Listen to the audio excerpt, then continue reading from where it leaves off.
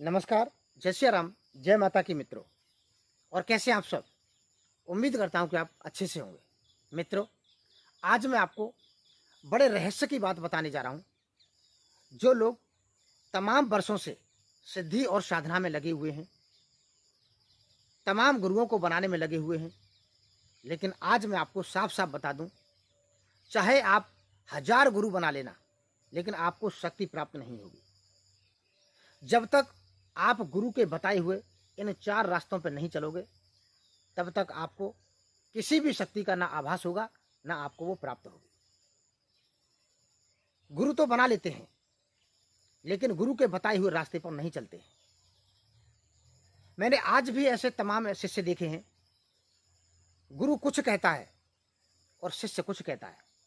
गुरु कहता है कि इस मार्ग पर चलो, और शिष्य उससे आगे बोलता है कि नहीं गुरुजी, मुझे इस रास्ते पर जाना है।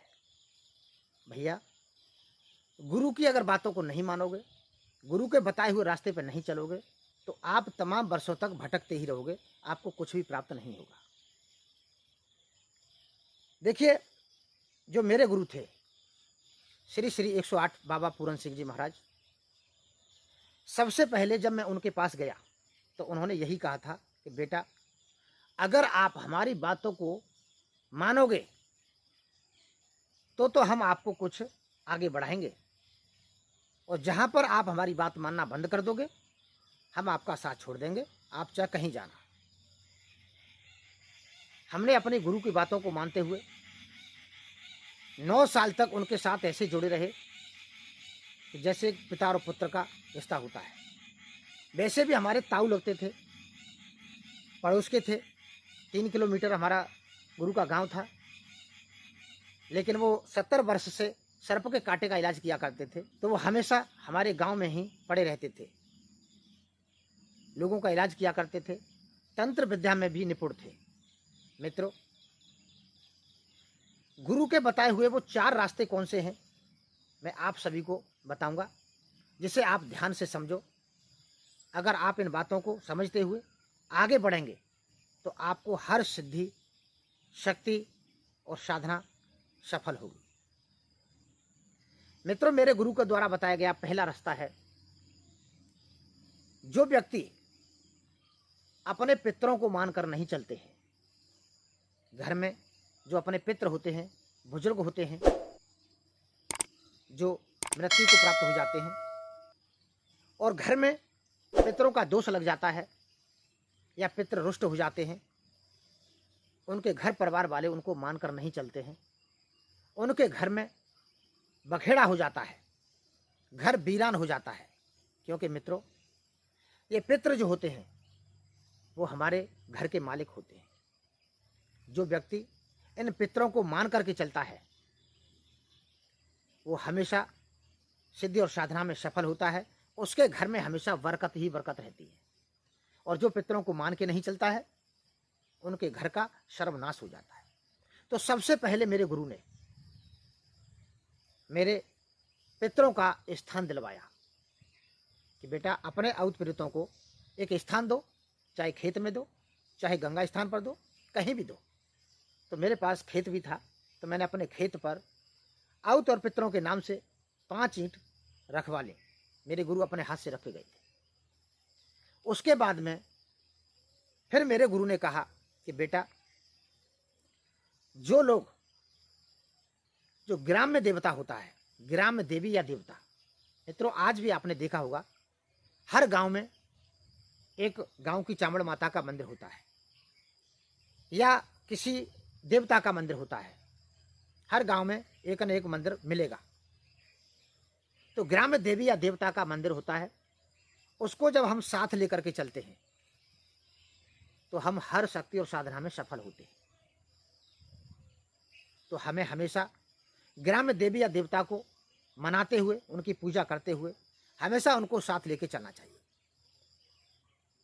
पहले नंबर पर अपने पितरों को और दूसरे नंबर पर अपने ग्राम्य देवी या देवता को साथ लेकर के चलना चाहिए, उनको पूज कर चलना चाहिए, जिससे वो ग्राम्य देवी या देवता ये तय करता है कि बाहर से आने वाली शक्तियां गांव में किसके घर जानी है, किस व्यक्ति के पास जाने हैं। वो उसी हिसाब से ग्राम्य देवी देवता उन शक्तियों को हमारे पास भेजता है।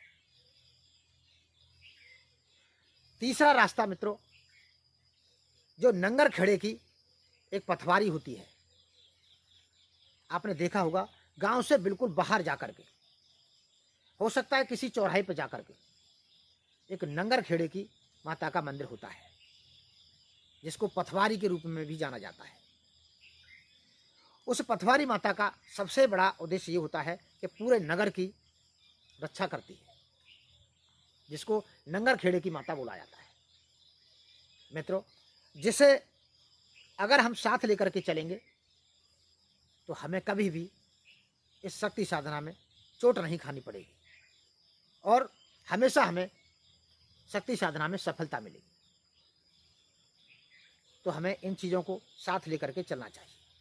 और चौथी बात जो मेरे गुरु ने बताई, कहा बेटा जो भी इस तंत्र मंत्र में उतरना चाहते हैं वो सबसे पहले अपने इष्ट की साधना करें।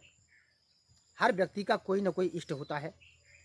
जैसे मेरी कुल की देवी है काली माता और वो मेरी इष्ट है। तो जो भी व्यक्ति इस तंत्र मंत्र को सीखना चाहता हो, कोई साधना करना चाहता हो, तो सबसे पहले अपने इष्ट की साधना करे, तभी उसको सफलता मिलेगी।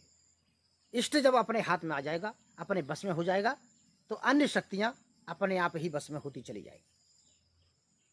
तो मित्रों, सबसे पहले अपने आउत पितरों को, कुल देवी देवता को, ग्राम्य देवी देवता को और एक नंगर खेड़े की माता को, इन सबको लेकर के जो व्यक्ति साथ चलता है, इनको पूज करके चलता है, वो हमेशा इस तंत्र मंत्र में सफल होता है।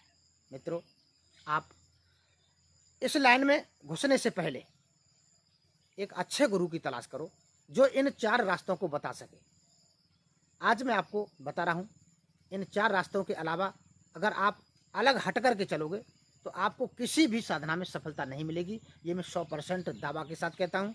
चाहे आप 1000 गुरु बना लेना, अगर इन चीज़ों को साथ लेके नहीं चलोगे तो आप न तो किसी काली माता को प्राप्त कर सकते हो, न आप भैरव बाबा को प्राप्त कर सकते हो, न कोई परी को, अप्सरा को साथ ले सकते हो। आप किसी को प्राप्त नहीं कर पाओगे, आप खाली हाथ रह जाओगे और बरसों तक भटकते ही रहोगे।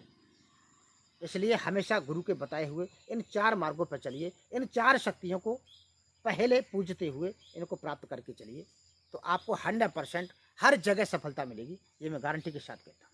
तो मित्रों, अगर मेरी ये 4 बातें आपको अच्छी लगी हों तो इस वीडियो को लाइक करें और इसे ज़्यादा से ज़्यादा लोगों तक शेयर करें, जिससे कि इस वीडियो का लाभ वो भी प्राप्त कर सकें।